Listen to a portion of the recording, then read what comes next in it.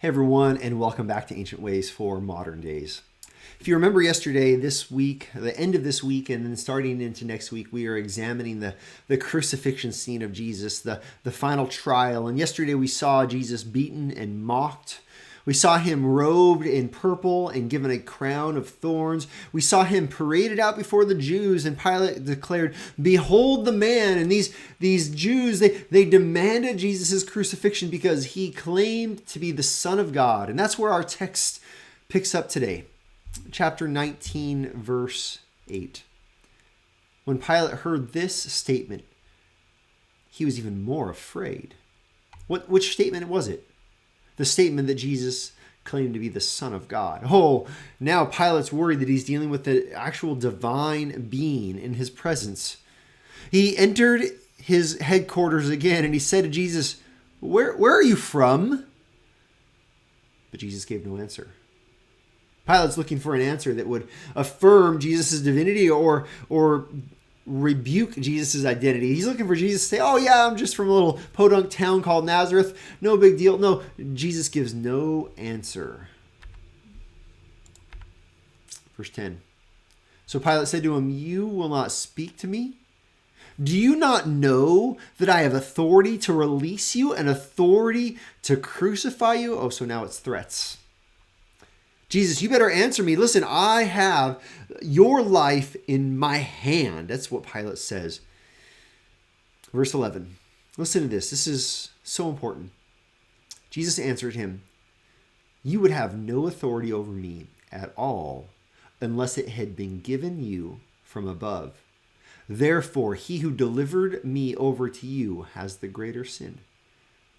Here's what Jesus reminds Pilate of. Here's what Jesus reminds us of. That all authority on earth has been instituted by God. That any authority that anyone wields, God has, in his wisdom, allowed that person to have it. This means the chief priests and their hearts that are evil and set on murder, God allowed them to be in that position. He allowed them to have that authority. Same with Pilate. Same with wicked rulers of our day. God uses all of that for good. We know that's another lesson another day. God uses all of that for good because he is the ultimate authority. Jesus says, "You would have no authority over me unless it had been given you from above. Therefore, he who delivered me over to you has the greater sin." What is this greater sin? This is the Jews in their rebelliousness. Them who have denied the Savior who is Jewish that has been sent to them. This is the scene unfolding as Pilate is terrified. He's scared. What am I dealing with when I'm dealing with Jesus?